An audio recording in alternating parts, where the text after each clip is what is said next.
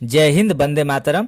दोस्तों, RP target education के YouTube channel में आप सभी भावी शिक्षकों का स्वागत है। आइए हम लोग देख लेते हैं आज बीएड फर्स्ट सेमेस्टर के पेपर नंबर 2 को।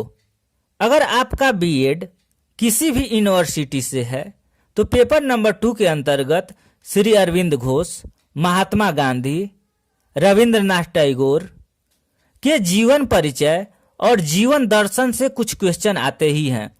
तो दोस्तों, आप किसी भी यूनिवर्सिटी से हैं और बीएड कर रहे हैं तो आपके लिए ये वीडियो बहुत यूजफुल होगा, क्योंकि ये वीडियो देखने के बाद श्री अरविंद घोष के बारे में जो जीवन परिचय होगा, जीवन दर्शन होगा एवं शिक्षा दर्शन होगा, पूर्ण रूप से आपको जानकारी प्राप्त हो जाएगी। तो दोस्तों, आइए वीडियो को हम शुरू करते हैं। सबसे पहले इनके जीवन परिचय को हम लोग देखेंगे। श्री अरविंद घोष का जो जीवन काल रहा है वो 1872 से 1950 ईस्वी के अंतर्गत रहा है। ठीक है, ये 1872 में जन्म लिए और 1950 में अपने शरीर को त्याग दिए।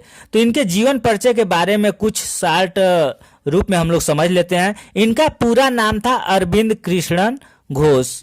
ठीक है, आप लोग इसी को ध्यान से देखिएगा, क्योंकि इसी में इनका जीवन परिचय पूर्ण रूप से छिपा हुआ है। इनका पूरा नाम था अरविंद कृष्ण घन घोष। ठीक है, इनका जन्म हुआ था 15 अगस्त 1872 को कोलकाता में हुआ था। पिता का नाम था कृष्णघन, माता का नाम था स्वर्णलता देवी। विवाह इनका हुआ था, इनके पत्नी का जो नाम था मृणालिनी देवी। मृणालिनी देवी, अगर वीडियो आप लोग देखे होंगे तो रविंद्रनाथ टैगोर के बारे में हमने जीवन परिचय, जीवन दर्शन वीडियो पिछले वीडियो में बना चुके हैं। अगर नहीं देखे हैं तो आरपी टारगेट एजुकेशन के यूट्यूब चैनल का जो प्ले लिस्ट है उसमें सारे वीडियो को हम इंक्लूड करते हुए जा रहे हैं। आप वहां जा करके सारे वीडियो जो BEd first semester, second semester या कोई भी न्यूज है तो उससे संबंधित सारे वीडियो वहां अपलोड मिलेंगे आपको।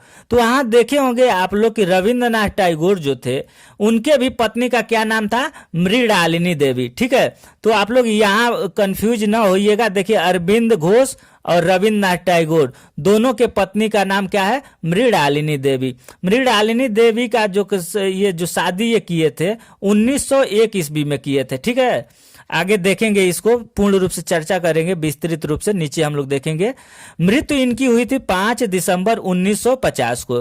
ठीक है, इनकी मृत्यु कब हुई थी तो 5 दिसंबर 1950 को। आइए अब विस्तृत देखते हैं। अरविंद घोष का जन्म 15 अगस्त 1872 को बंगाल प्रांत के कोलकाता में हुआ था। ठीक है, आप लोग समझने का प्रयास करिएगा। इनके पिता का नाम कृष्णधन, ठीक है, इनके पिता का नाम कृष्णधन व माता का नाम स्वर्णलता देवी था। इनके पिताजी बंगाल के रंगपुर में सहायक सर्जन थे। ठीक है, इनके जो पिताजी थे वो बंगाल के रंगपुर में क्या थे, सहायक सर्जन थे, और उन्हें अंग्रेजों की संस्कृति काफी प्रभावित करती थी।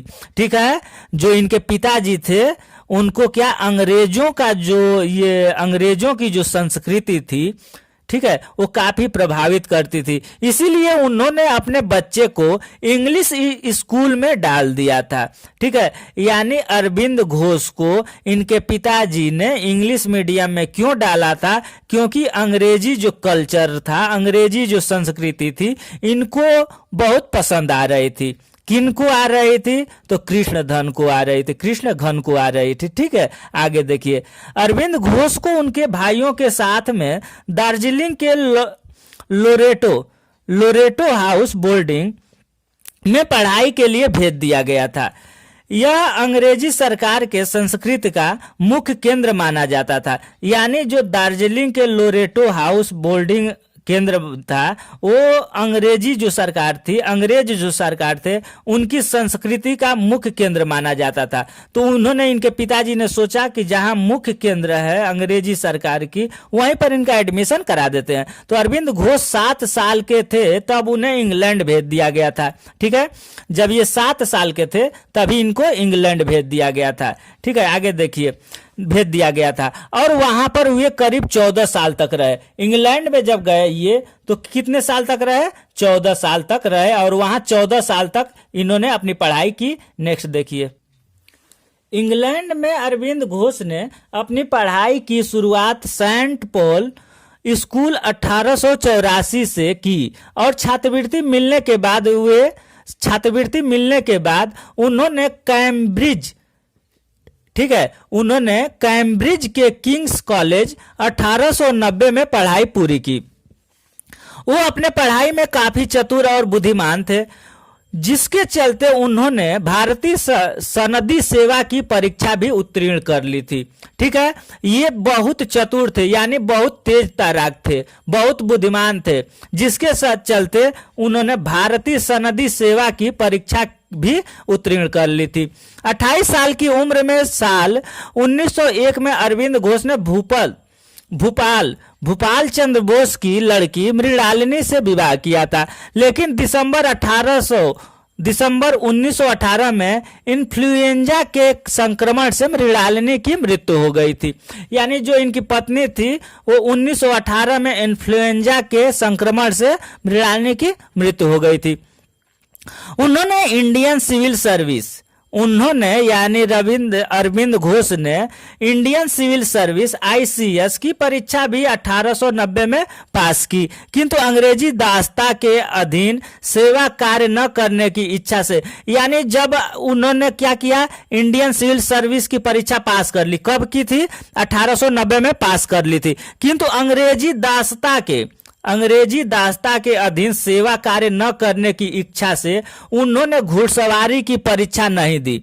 ठीक है, उन्होंने क्या किया कि उन्होंने ये सोचा कि अगर घुड़सवारी की परीक्षा हम दे देंगे तो अंग्रेज के अधीन रह करके हमें नौकरी करनी पड़ेगी, लेकिन वो अंग्रेजों के अधीन नौकरी करना, सेवा करना नहीं चाहते थे, जिसके कारण उन्होंने घुड़सवारी की जो परीक्षा थी, उन्होंने घुड़सवारी की परीक्षा नहीं दी।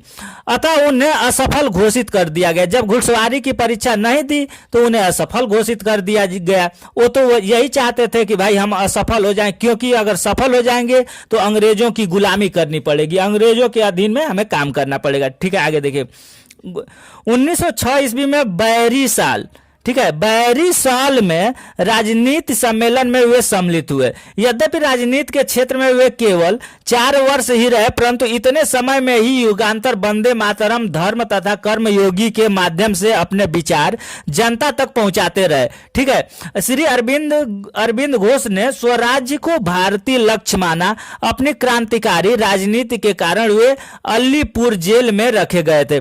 जैसे राजनीति के कारण केवल 4 साल ही राजनीति किए, लेकिन 4 साल में ही इन्होंने इतने अच्छे अच्छे छाप छोड़े, ऐसे अच्छे काम किए कि उन्हें अपने क्रांतिकारी और राजनीतिक देखिए अच्छे छाप छोड़े, जिससे कि वो राजनीतिज्ञ हो गए।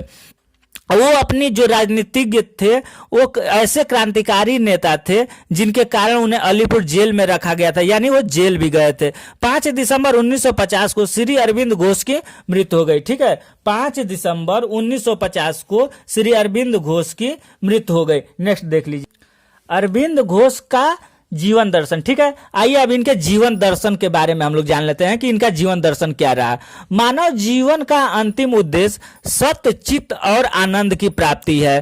भौतिक एवं आध्यात्मिक तत्वों के अभेद को जानना ही सच्चा ज्ञान है। वस्तु जगत का ज्ञान ज्ञानेंद्रियों द्वारा और आत्म तत्व का ज्ञान अंतःकरण द्वारा एक दूसरे प्रकार के ज्ञान की प्राप्ति के लिए वे योग की कृपा को आवश्यक मानते थे। ठीक है, मनुष्य जीव की सर्वोच्च योनि है। ठीक है, मनुष्य जितने भी जीव हैं उसकी सर्वोत्तम योनि है। ठीक है, इनका मानना था, अरविंद जो घोष थे उनके जीवन दर्शन के अंतर्गत कि जो मनुष्य है वो सबसे अच्छा सर्वोत्तम योनि है। सत्य, चित्त, आनंद की प्राप्ति के लिए कर्म योग एवं ध्यान योग आवश्यक है। ठीक है, जो कर्म योग है यानी हमें काम करना चाहिए, और ध्यान योग यानी हमें भगवान का ध्यान देना चाहिए, भगवान का ध्यान करना चाहिए, उस पर ये विशेष बल दिए। योगी के लिए यह आवश्यक है कि उसका शरीर स्वस्थ, मन विकार रहित एवं संयमी हो। ज्ञान के 2 रूप, यानी जो रविन्द्रनाथ घोष थे उनके जीवन दर्शन में वो ज्ञान को 2 रूप बताए, द्रव्य ज्ञान यानी जगत का ज्ञान तथा आत्मज्ञान।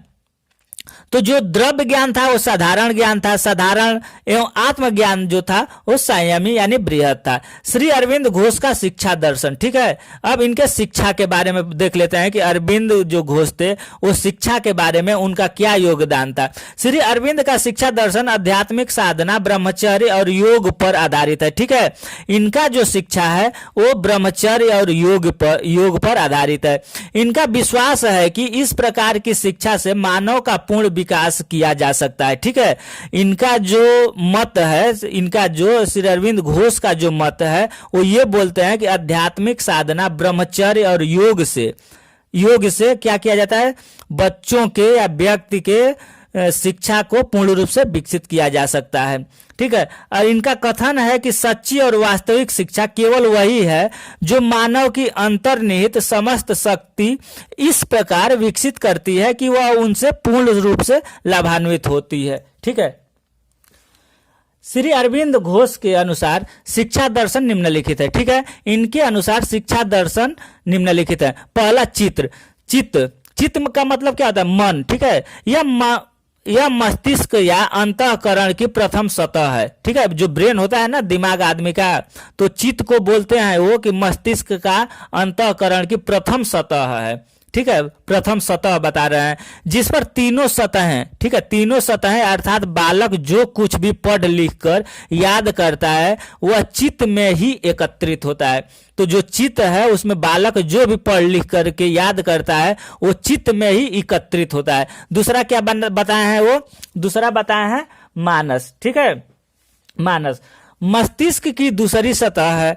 मानस क्या है, मस्तिष्क की दूसरी सतह है। मानस जिसे अरविंद असली मस्तिष्क मानस यानी जो मानस है, जो मानस, उसको ये अरविंद ने असली मस्तिष्क, बालक जो कुछ भी अपनी ज्ञानेंद्रियों से ग्रहण करता है उसे प्रत्यय के रूप में मानस स्वीकार करता है और उसे विचारों के रूप में बदल देता है। अतः अरविंद घोष ज्ञानेंद्रियों के प्रशिक्षण को आवश्यक माना है।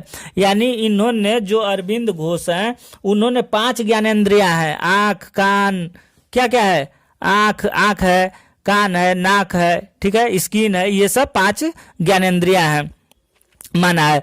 तीसरा देख लीजिए बुद्धि, यह मस्तिष्क की तीसरी सतह है। यह मस्तिष्क की तीसरी सतह है जिसमें विचार करने की शक्ति होती है, ठीक है।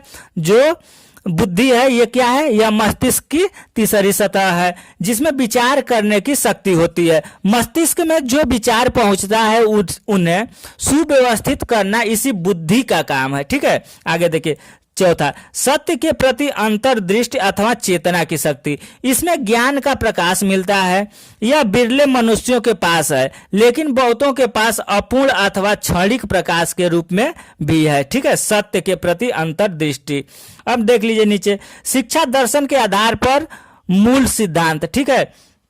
ये कुछ मूल सिद्धांत आधारभूत, शिक्षा दर्शन के आधारभूत सिद्धांत है, ठीक है। सॉरी, ये भूत है, आधारभूत सिद्धांत।